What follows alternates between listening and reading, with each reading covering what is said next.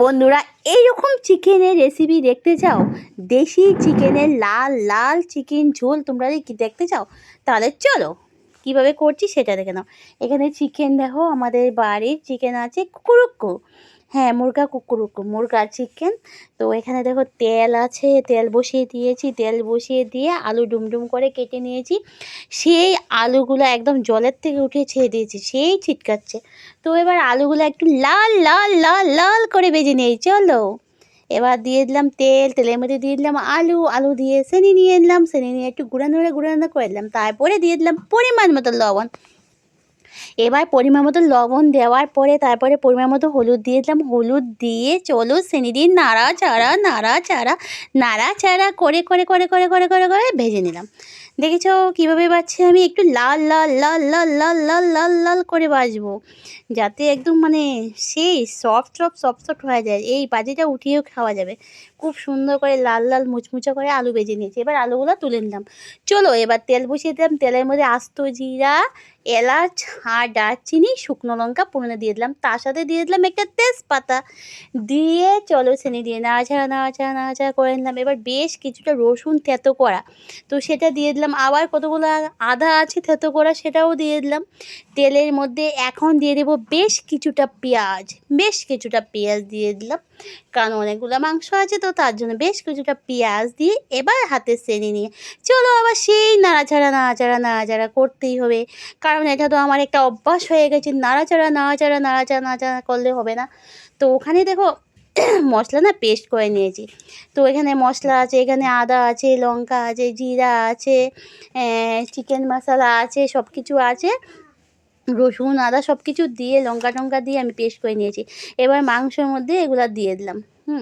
মাংসের মধ্যে দিয়ে এবার পরিমাণ মতো লবণ দিয়ে দিলাম। পরিমাণ মতো দিলাম কারণ আমি আগে আলুতেই লবণ দিয়েছিলাম, যখন আলু ভাজছিলাম তখন লবণ দিয়েছিলাম। হলুদ দিয়ে দিলাম পরিমাণ মতো, আবার একটু লঙ্কার গুঁড়া দিয়ে দিলাম জাস্ট একটু কালারের জন্য। তো চলো লঙ্কার গুঁড়াটা কালারফুল লঙ্কার গুঁড়া না, এমনি নর্মাল যেগুলো লঙ্কার গুঁড়া থাকে সেগুলো দিয়ে আবার আমি কিন্তু আমার হাতে সেনি নিয়ে নাড়াচাড়া করা শুরু করে দিলাম।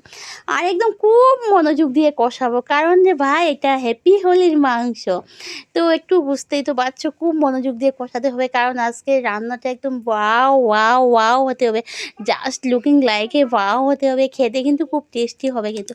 তো দেখো জাস্ট তোমরা দেখে বলো, আমার আর বলার কি আছে রে ভাই, তোমরা দেখেই বলো, আমার তো বলার কিছু নাই, চোখে দেখলে মুখে খায়। তো জাস্ট দেখো তোমরা একটু, দেখেছো? এবার আমি মশলার বাটিটা ধুয়ে, মানে যেটার মধ্যে আমি মশলা করেছিলাম সেটা ধুয়ে জল দিয়ে দিলাম একটু। জল দিয়ে এখন আবার চিনি দিয়ে জাস্ট একটু নাড়াচাড়া করলাম। কালারটা কিন্তু হেভি হয়েছে না, খুব সুন্দর হয়েছে। মনে হচ্ছে কি মটন রান্না করছি এরকম কালার হয়েছিল সামনে আর কি একদম। তো যাই হোক দিয়ে দিলাম যে আমি আলুগুলো ভেজে রেখেছিলাম না, সে এত আজকে ডিস্টার্ব হচ্ছে আমার, কাশি পেয়ে যাচ্ছে। তো যাই হোক আলুগুলো দিয়ে আমি নাড়াচাড়া করে সব কিছু আবার মিশিয়ে নিলাম মাংসর সাথে। আলু টালু দিয়ে মশলা টশলা যা দিয়ে সবাই একে অপরের সাথে পরিচয় করে দিলাম। পরিচয় করে দিয়ে দেখো একটু জাস্ট তোমাদেরকে দেখাচ্ছি, দেখো কালারটা কি হয়েছে, দেখে কিন্তু খুব সুন্দর লাগছে। আর এত সুন্দর সিদ্ধ হয়েছে না, মনে হচ্ছে এভাবে এখন এই অবস্থায় নামিয়ে নেই, কিন্তু না একটু ঝুল খাবো তো, চিকেনের পাতলা ঝোল খেতে কিন্তু খুবই ভালো লাগে। তো আমি কষান টষান শেষ হয়ে গেছে, এবার উপর থেকে দিয়ে দিলাম জল, বেশ কিছুটা জল দিয়ে দিলাম। আর দেশি মুরগির ঝোল খেতে কিন্তু দারুণ লাগে, কিন্তু সেই। তো আমি আমার মন মতো যতটুকু পারলাম ততটুকুই জল দিয়ে দিলাম, দিয়ে আবার চিনি দিয়ে নাড়াচাড়া করে তোমাদেরকে একটু দেখিয়ে দিলাম। দেখো আবার চিনি নিয়ে নাড়াচাড়া করি।